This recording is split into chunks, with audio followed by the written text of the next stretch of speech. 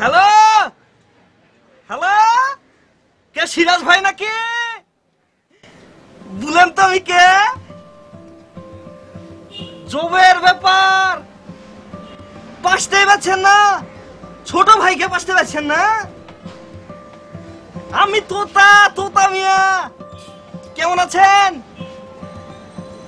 এ চলছে খুটখুট খুটখুট খুটখুট করে। আর বুঝলেন না লোক ফোন কেন করিনি, আর বুঝলেন না সে এক জবের স্টোরি মনে করেন। ওই মনে করেন এক বিকালবেলা হাঁটতে গেছি, তো আমার ছোট বোন এসে দেখি আমার ছোট বোন ওই যে শিম খেয়ে ফেলেছে। না না, শিম খাইলে মনে করেন দাঁত দিয়ে কামড়ে ভেঙে ফেলেছে। তো যাতা কষ্টে আপনার লম্বর জোগাড় করেছি। তারপর ভাই কেমন আছেন? হ্যাঁ সিরাজ ভাই, আমি তো এখন ঢাকায় এসেছি। এ ঢাকায় এসেছি, ওই যে মোহাম্মদপুরে জাপানের বস্তিতে আছে না, ওখানে তোমার সুমি খেলা থাকে। হ্যাঁ ওখানে উঠেছি। আপনি এখন কোথায়? মতিঝিল। আরে আমিও তো যাচ্ছি মতিঝিল। ভালো আছে বুঝেছেন, জবের কথা আছে। মানুষজন এত কথা বলে তো জোরে জোরে কথা আছে বুঝেছেন। আচ্ছা বলেন তো আপনি কোথায় থাকবেন?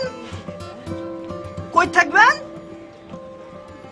হ্যাঁ হ্যাঁ, শাপলা বাগানটার কাছে থাকেন। আমি আসছি। হ্যাঁ হ্যাঁ আসছি। আমি কোথায়? আমি কোথায়? এভাবে আমি কোথায়? এভাবে আমি কোথায়? কিভাবে? কি সমস্যা কি আপনার? কি সমস্যাটা কি বল? কোথায়? বাস এখন কোথায়? আপনি কোথায় আছেন? দাঁড়ান একটু দেখতে হবে। Elephant road. হ্যাঁ সিরাজ ভাই, এলিফ্যান্ট রোডে আছি তো। এই যে ভাই, একটু আস্তে কথা বলুন না।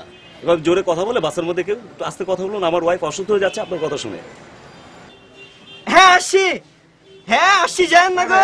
এই এই এই আস্তে কথা বলেন না ভাই। এ কি চিল্লাচিল্লি শুরু করছে? সিরাজ ভাই জোরে বললে কি সে বেশি শুনবে না? সিরাজ ভাই আমাকে কেউ একজন ফাপল দিচ্ছে। আমার একটু ওয়েট করেন তো, আমি একটু কথা বলে নি।